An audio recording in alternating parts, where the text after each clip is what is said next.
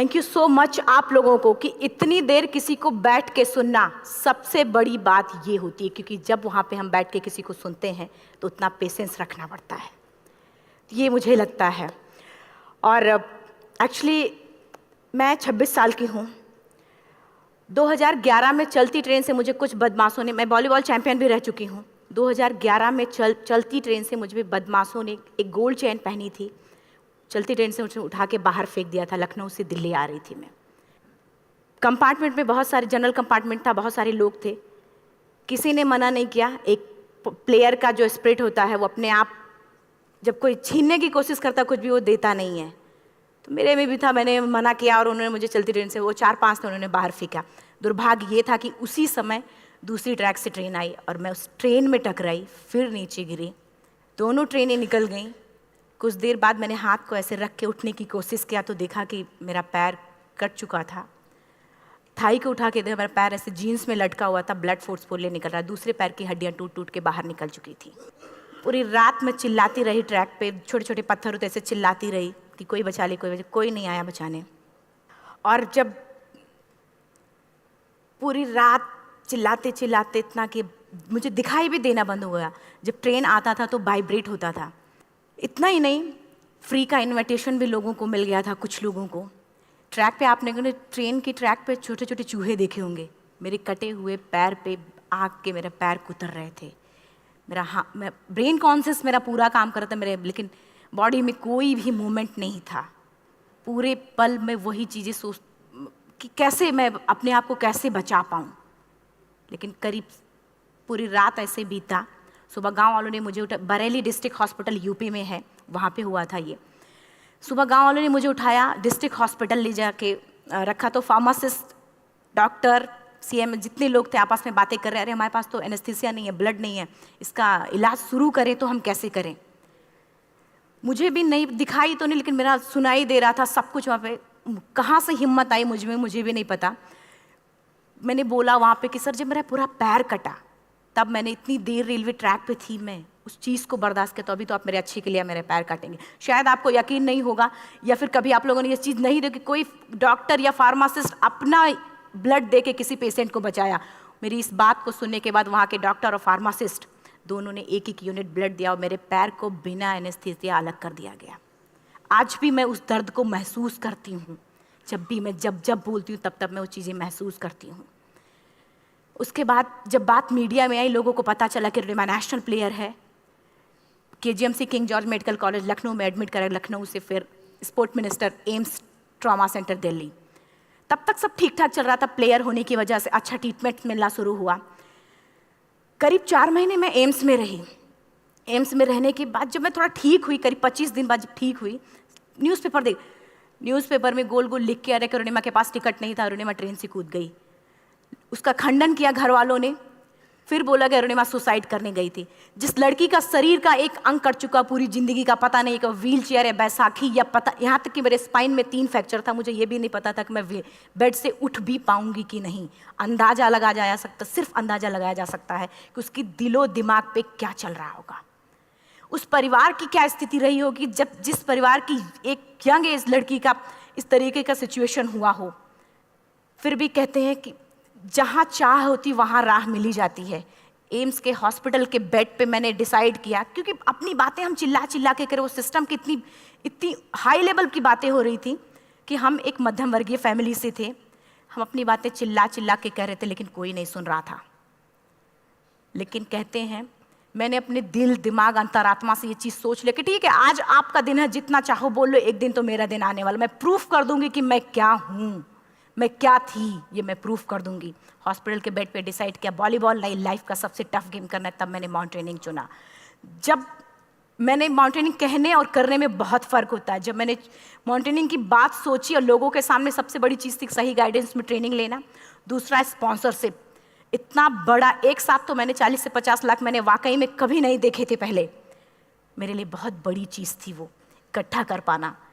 जब मैंने लोगों के सामने रखा कि मैं माउंटेनिंग करना चाहती हूँ, एवरेस्ट के लिए मुझे ट्राई करना है, हर किसी ने मुझे बोला कि क्या है, पागल हो चुकी हो क्या, तुम्हारा दिमाग खराब हो चुका, तुम कभी नहीं कर सकती माउंटेनिंग। एक पैर आर्टिफिशियल है, दूसरे में रॉड है, और तुम्हारा दिमाग खराब है, स्पाइन में भी फ्रैक्चर है, तुम पागल होगे, चुपचाप कोई नौकरी करो, जीवन यापन करो। क्योंकि लोगों का सबसे बड़ा प्रॉब्लम ये होता, लोग फिजिकल देखते, पैरों को मेरी अंतरात्मा में क्या चल रहा था वो तो किसी को पता ही नहीं था। मुझे लगता है कि आज यहाँ पे मैं भी सुबह से देख रही हूँ, इतने अच्छी अच्छी चीज़ें मैंने सीखी यहाँ पे। बहुत बड़े बड़े स्पीकर को शायद आप लोगों ने भी सुना, आज मैं भी आपको यहाँ पे कि चाहे जितना मोटिवेट करूँ, चाहे जितना चीज़ें मैं बताऊँ, लेकिन मुझे लगता है सबसे बड़ा मोटिवेटर कौन होता, आप खुद। जिस दिन किसी भी लक्ष्य के प्रति आपकी अंतरात्मा जाग गई, आपको कोई नहीं रोक सकता उस लक्ष्य को पाने में। ये मैं किताब से बातें नहीं बोल रही हूँ, ये मैं एक एक पल मैंने ये मैं कोई भी किताब की बातें नहीं, एक एक पल आज जो मेरा 26 साल का एक्सपीरियंस है वो मैं बता रही हूँ सिर्फ आपको। उसके बाद किसी तरीके से मैनेज किया मैंने। भाई साहब, मेरा परिवार मेरा बैकबोन था।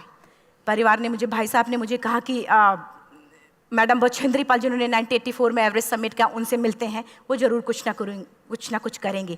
हॉस्पिटल से निकलने के बाद मेरे राइट लेग में स्टिचेस लगी थी। मैंने डायरेक्टली घर जाने की बजाय, जब लोग ये सोचते हैं कि मुझे अपना जीवन यापन कैसे करना है, जब लोग ये सोचते हैं कि मुझे अपनी ज़िंदगी के मेरे दिमाग में सिर्फ 2 चीज़ें चल रही थी, मुझे इनका जवाब कैसे देना है और एवरेस्ट समिट कैसे करना है।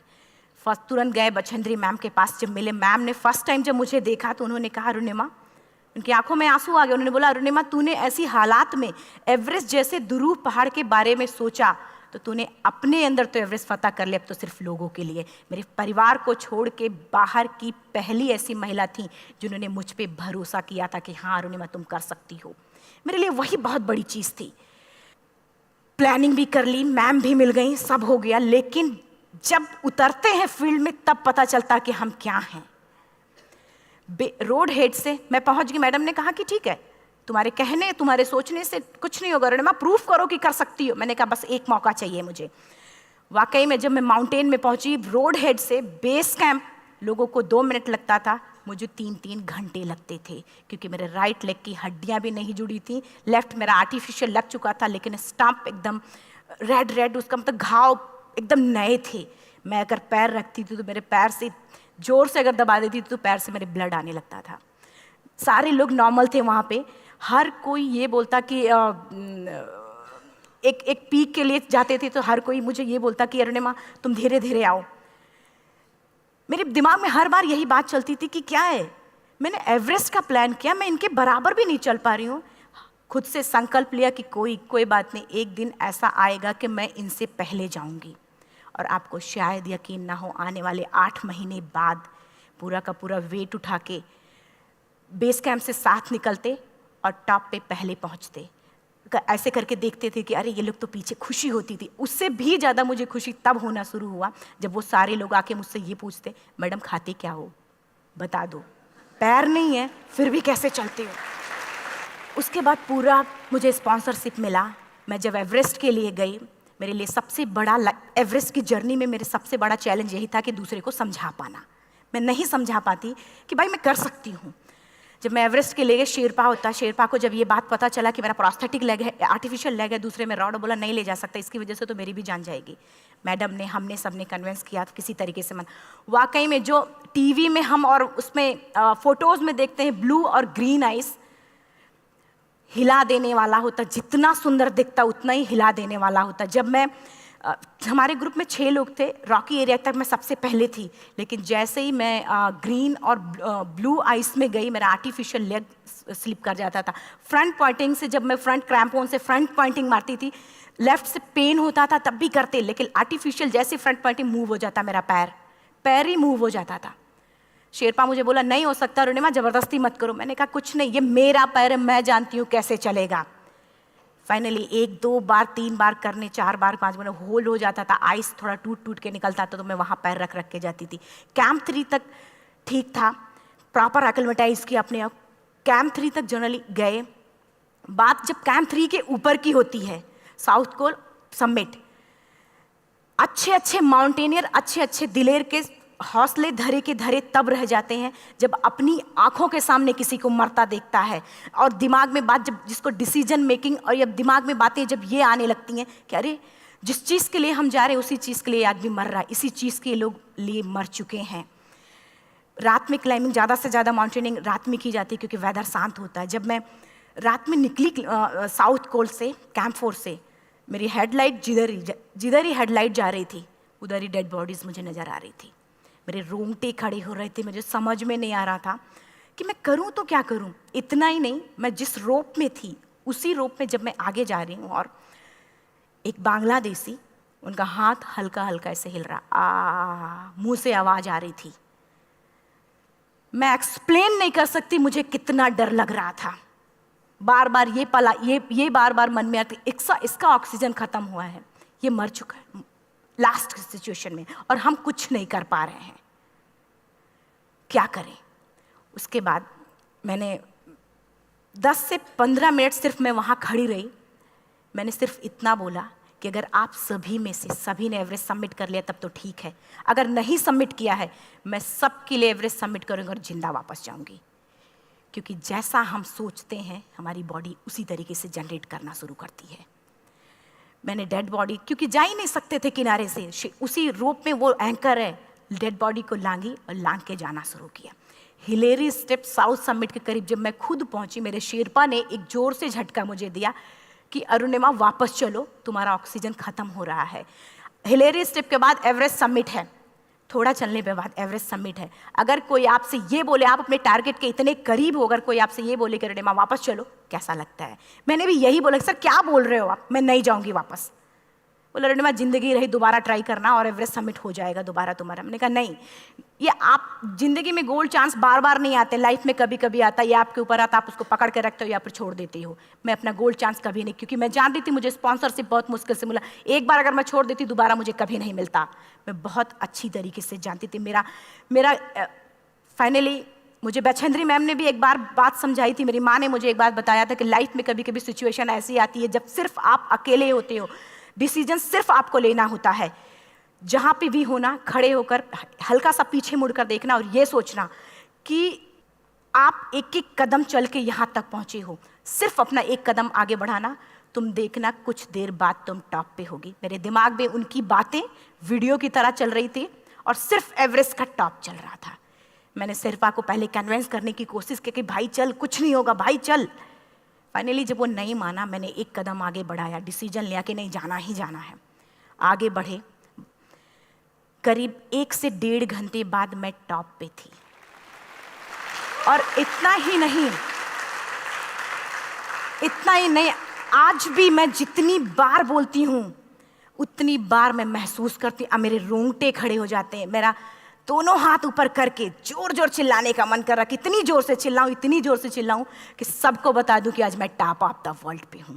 उन लोगों को बता दूं जो लोग ये सोचते हैं, लड़की, दूसरे विकलांग, तीसरे मिडिल क्लास में, जो लोग एक बार हार के फिर दोबारा लड़ना नहीं चाहते, जो लोग हारने के बाद सोचते हैं कि हम दोबारा कुछ कर नहीं सकते, उन लोगों को मैं चिल्ला चिल्ला के टॉप से बताना चाहती थी कि नहीं, आप सब कुछ कर सकते हो, सिर्फ एक सोच की विकलांगता, हैंडीकैप आदमी यहाँ से होता है, यहाँ से नहीं। अगर यहाँ से जो आदमी विकलांग है तो नॉर्मल आदमी भी विकलांग है, जो अगर यहाँ से विकलांग है। चिल्ला चिल्ला के मैं बताना चाहती थी। मैंने शेरपा से कहा कि आप एक फ़ोटो खींच लो, क्योंकि सारे लोग फ़ोटो, अपना नेशनल फ्लैग का जो वैल्यू होती है ना, वो जो हम कहीं बाहर होते हैं तो पता चलता है। मुझे भी बहुत खुशी हो रही थी, फ्लैग को हग किया और बोला फ़ोटो खींचो। बोला पागल हो गई है, तेरा ऑक्सीजन कभी भी ख़त्म हो जाएगा, नीचे चल। नहीं, फ़ोटो खींच लो। फ़ोटो खींचा उसने। वो तो अगली बार इतना तेज गुस्सा हुआ, मैंने उसको बोला कि भाई वीडियो भी बना ले। 8848 की हाइट पे ऑक्सीजन खत्म हो रहा है, आज हम भी हंस रहे हैं आप लोगों के साथ क्योंकि यहाँ पूरा ऑक्सीजन है।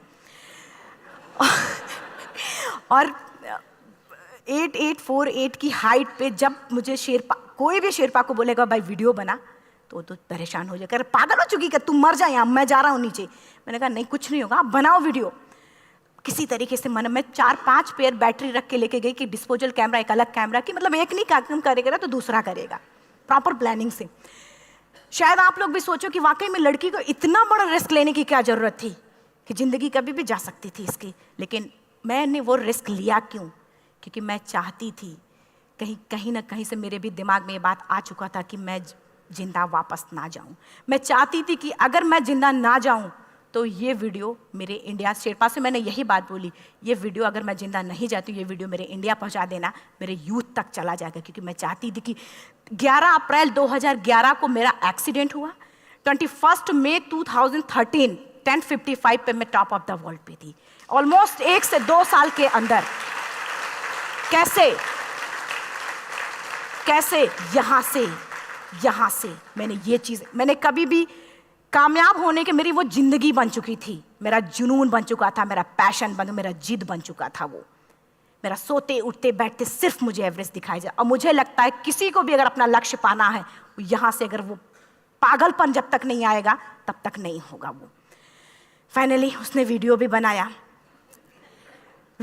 आप बोल रहे फटाफट अरुणिमा नीचे भागो। जब मैं टॉप पे थी तो कुछ लोग और भी थे, लेकिन 10:55 पे मैंने एवरेस्ट समिट, 11 बजे के बाद अगर कोई अटैम्प्ट करने की कोशिश करता है उसको सुसाइड अटैम्प्ट बोलते हैं।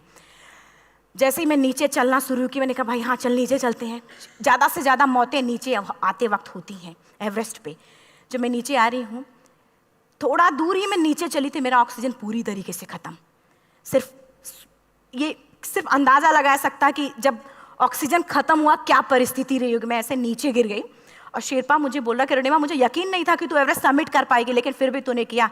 मैं चाहता हूँ कि अरुणिमा जिंदा चल, तू वापस उठ, खड़ी हो। मुझे खड़ा करने की वो कोशिश कर रहा था बार बार, मैं खड़ी नहीं हो पा रही थी, वाकई में दम ही नहीं था। लेकिन फिर भी कहते हैं कि जैसे हमारे नियम होते हैं वैसे ऊपर वाले के भी नियम हैं।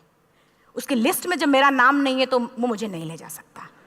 अगर दूसरी चीज़, मेरा कॉन्सेप्ट एकदम क्लियर हो चुका था। जब रेलवे ट्रैक पे मैं थी, रेलवे ट्रैक पे 7 घंटे में पड़ी थी, 49 ट्रेन अप डाउन हुई थी, तो मेरा कॉन्सेप्ट एकदम क्लियर हो चुका था। इसका मतलब है कि ऊपर वाले ने अगर मुझे कुछ बचाया है तो कुछ ना कुछ इतिहास रचने के लिए बचाया है। मैंने पॉजिटिव तरीके से सोचा। और उसी समय एक ब्रिटिश क्लाइंबर नीचे से ऊपर आ रहा था और उसके पास 2 ऑक्सीजन, तो उसने एक को वहीं फेंका और दूसरे को लेके नीचे जाना शुरू किया क्योंकि वेदर ख़राब था। मेरा शेरपा मुझे एंकर किया और जाने लगा नीचे, और वो फटाफट उसको लेके आए, मुझे लगाया। उसने बोला अरुणिमा तू बहुत लकी है कि तुझे यहाँ पे ऑक्सीजन मिला है। वाकई में ऊपर वाला भी चाहता है कि तू जिंदा रहे। वो मुझे बार बार लकी लकी बोल रहा था। शायद आप लोग में से भी कोई होगा कि जो लक और भाग्य जैसी चीज़ों पे यकीन करता हो, या पता नहीं भी। मैं किसी की भावनाओं को ठेस नहीं पहुंचाना चाहती, लेकिन मैं इन किसी भी चीज़ों पे भरोसा नहीं करती, क्योंकि मेरा मानना है कि लक भी उसी का साथ देता है जिसके अंदर जीतने का जज्बा है। अगर आपके अंदर जीतने का जज्बा नहीं है, चारों तरफ सिर्फ बहाने होते हैं, सिर्फ बहाने, इतना सारा एक्सक्यूज़ होता है। शायद मैं भी अगर वापस आ गई होती तो मैं बोल देती मेरा ऑक्सीजन खत्म है, कोई मुझसे पूछने ना बचेंद्री मन, ना मेरा परिवार, कोई भी मुझे पूछने नहीं आता। लेकिन क्या कभी मैं अपने आप को समझा पाती? कभी नहीं। फाइनली जो भी था, लक भाग्य किस्मत में नीचे आ रही थी, बहुत खुश थी। माउंटेन, डेड बॉडीज, मेरा शेरपा, ये लोग थे। मैं किसी से शेयर भी नहीं कर पा रही थी कि अरे मैंने एवरेस्ट सबमिट किया, किसी से शेयर भी नहीं कर पा रहे थे। फटाफट मैंने नीचे हील मार के, हमारे से हील मार के नीचे आ रहे थे। एकाएक मेरा प्रोस्थेटिक लेग, पूरा का पूरा लेग ही निकल गया। -60 डिग्री तक टेम्परेचर डाउन हो जाता है एवरेस्ट पे। मेरा हाथ वगैरह ये सब ऐसे मूवमेंट, ऐसे मुड़ नहीं रहा था, ब्लड निकलने लगा था, ये सब यहाँ था। मुझे शेरपा से मैं बोल रही हूँ कि ऑलरेडी मेरा पैर कटा हुआ है, अगर दिमाग में ये बात है कि मेरा हाथ भी काटना पड़ेगा, कैसा लगेगा मेरा दिमाग। क्योंकि ये ऐसा मूवमेंट, रेड 3 स्टेज होती हैं। रेड मेरा हो चुका था, रेड, ब्लैक, ब्लू, ब्लैक हो तो काटना पड़ेगा। तो बार बार मैं बोल रही हूँ शेरपा से कि भाई हाथ मेरा कुछ हो रहा है, इसमें मूवमेंट नहीं हो रहा है, यहाँ सबसे ब्लड हो रहा है। बोला अरुणिमा कुछ नहीं, जितना नीचे जाएंगे उतना अच्छा होगा। प्रोस्थेटिक लेग मेरा निकल चुका है, मैं रुकी हूँ, मेरा ऑक्सीजन चल रहा, बड़े मुश्किल से लक भाग्य किस्मत जो भी था मुझे मिला था। शेरपा मेरे आगे है, लास्ट मोमेंट तक वो मुझे बोलेगा, अगर वो मैं नहीं चलती वो मुझे छोड़ के चला जाए। गलती उसकी भी नहीं होती, क्योंकि वो क्या करे, क्लाइंबर की वजह से या तो अपनी जान वो भी दी, गलती उसकी भी नहीं है। लास्ट में मेरी आंखों से आंसू निकलने लगा। मैंने सोचा क्या करूं अब, रोने अपने आप आंसू ने कहीं ना कहीं से आ ही जाता है। दूसरे पल मुझे समझ में आ गया कि रोने धोने से कुछ नहीं होगा। मैंने आंसू को पोंछा और रोप, जो मेरी रोप थी, रोप को पकड़ा, दूसरे हाथ से आर्टिफिशियल लेग को, पैर को घसीट के चलना शुरू हो गया, क्योंकि मेरे पास यही था। ये तो दूसरा था, गिव अप कर दो ही चीज़ थी। पैर को घसीट चलना शुरू हुआ। कुछ दूर नीचे चलने के आने के बाद रॉक था, उसमें घुसे, पैर को खोला, सही किया, फिर नीचे चलना। Camp 4 to summit to camp 4 3500 feet है, और इसमें टोटल जनरली लोग 16 से 17 घंटे में सबमिट कर लेते हैं। मुझे टोटल 28 घंटे लगे थे। हर माउंटेनियर, चाहे बाहर का या फिर इंडिया का, हर किसी ने ये मान लिया था कि अरुणिमा जिंदा वापस नहीं आएंगी। हर किसी ने ये चीज़ मान लिया था। लेकिन मुझे लगता, जब मैं वापस साउथ कोल पहुंची, जब मैं टेंट का जिप खोला, मैंने हर किसी ने कहा कि अरे तू यहाँ है, हम तो सब सोच लिए थे तू चली गई। हर किसी ने ये बोला था। फिर सब खुशी मना रहे थे हम सब। देखिए, ये सब बताने का मेरा सिर्फ एक मकसद था कि सब कुछ हम में है, हम जैसा चाहें वैसा कर सकते हैं। ऑलरेडी टाइम हो चुका है। मैं एक चार लाइन की पंक्ति सिर्फ बोलूँगी। मैं एक्चुअली, मेरा एम है कि मैं वर्ल्ड के जो कॉन्टिनेंट हैं, कॉन्टिनेंट के हाईएस्ट पीक समिट करूँ। एशिया का एवरेस्ट हो चुका है, अफ्रीका किलिमंजारो हो चुका है, यूरोप का एल्ब्रूस हो चुका है। 23 नवंबर को मैं जा रही हूँ ऑस्ट्रेलिया हाईएस्ट पीक के लिए। बस आप लोगों की गुड विशेस चाहिए। और 4 लाइन, अभी तो इस बाज की असली उड़ान बाकी है, अभी तो इस बाज की असली उड़ान बाकी है, अभी तो इस परिंदे का इम्तहान बाकी है, अभी अभी मैंने लांघा है समुद्रों को, अभी तो पूरा आसमान बाकी है। Thank you so much. Thank you.